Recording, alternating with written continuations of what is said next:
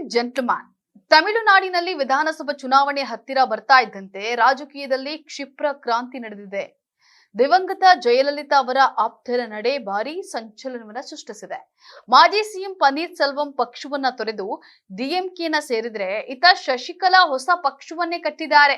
ಹಾಗಾದ್ರೆ ಶಶಿಕಲಾ ಅವರ ಹೊಸ ಪಕ್ಷದಲ್ಲಿ ಏನಿದೆ ಏನಿಲ್ಲ ಅನ್ನೋದನ್ನ ನೋಡೋಣ ಬನ್ನಿ.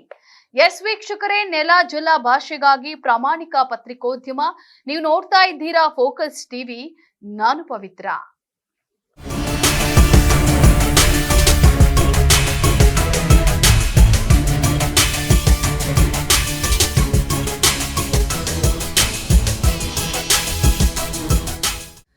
ತಮಿಳುನಾಡು ವಿಧಾನಸಭಾ ಚುನಾವಣೆ ರಂಗೇರ್ತಾ ಇದೆ. ಆಡಳಿತಾರೂಢ ಡಿಎಂಕೆ ಕಾಂಗ್ರೆಸ್ ಮೈತ್ರಿಕೂಟ ಅಧಿಕಾರವನ್ನ ಉಳಿಸಿಕೊಳ್ಳಲು ತಯಾರಿಯನ್ನ ನಡೆಸ್ತಾ ಇದೆ.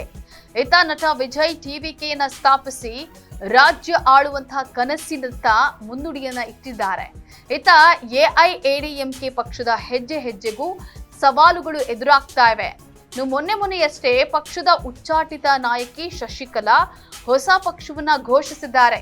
ಜೊತೆಗೆ ತಮ್ಮ ಹೊಸ ಪಕ್ಷಕ್ಕೆ ವಾರದೊಳಗೆ ಹೆಸರು ಘೋಷಿಸುವುದಾಗಿ ತಿಳಿಸಿದ್ದಾರೆ. ಇದೀಗ ಎಐಎಡಿಎಂಕೆ ಪಕ್ಷದಿಂದ 3 ಬಾರಿ ತಮಿಳುನಾಡು ಸಿಎಂ ಆಗಿದ್ದಂತ ಪನ್ನೀರ್ ಸೆಲ್ವಂ ಡಿಎಂಕೆಯನ್ನ ಸೇರಿದ್ದಾರೆ. ಸದ್ಯ ದಿವಂಗತ ಜಯಲಲಿತಾ ಅವರ ಆಪ್ತಿಯಾಗಿದ್ದಂತಹ ಶಶಿಕಲಾ ಅವರು ಹೊಸ ಪಕ್ಷವನ್ನ ಘೋಷಿಸಿದ್ದಾರೆ.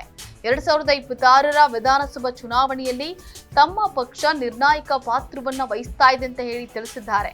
ಅಲ್ಲದೆ ಹೊಸ ಪಕ್ಷದ ಧ್ವಜವನ್ನ ಅನಾವರಣಗೊಳಿಸಿದ್ದು, ಇದರಲ್ಲಿ ಅಣ್ಣಾದೊರೈ, ಎಂಜಿಆರ್ ಮತ್ತು ಜಯಲಲಿತಾ ಅವರ ಭಾವಚಿತ್ರಗಳಿವೆ. ಕಪ್ಪು, ಬಿಳಿ ಮತ್ತು ಕೆಂಪು ಬಣ್ಣಗಳನ್ನು ಒಳಗೊಂಡಂತಹ ಪಕ್ಷದ ಧ್ವಜ ನಿರಂತರತೆಯ ಸಂಕೇತ, ದ್ರಾವಿಡ ದಿಗ್ಗಜರ ಸೈದ್ಧಾಂತಿಕ ಮಾರ್ಗವನ್ನ ಅನುಸರಿಸುತ್ತದೆ ಅಂತ ಹೇಳಿ ತಿಳಿಸಿದ್ದಾರೆ. ಇನ್ನು ಎಐಎಡಿಎಂಕೆ ಪಕ್ಷದಿಂದ ಉಚ್ಚಾಟಿತಗೊಂಡಂತಹ ಹಾಗೂ ದಿವಂಗತ ಜಯಲಲಿತಾ ಅವರ ಆಪ್ತರಾಗಿದ್ದವರೇ ಪಕ್ಷವನ್ನ ತೊರೆದಿದ್ದಾರೆ. ಇನ್ನು ಪನ್ನೀರ್ ಸೆಲ್ವಂ ಡಿಎಂಕೆ ಸೇರಿದ್ರೆ ಇತ್ತ ಶಶಿಕಲಾ ಹೊಸ ಪಾರ್ಟಿಯನ್ನ ಕಟ್ಟಿದ್ದಾರೆ.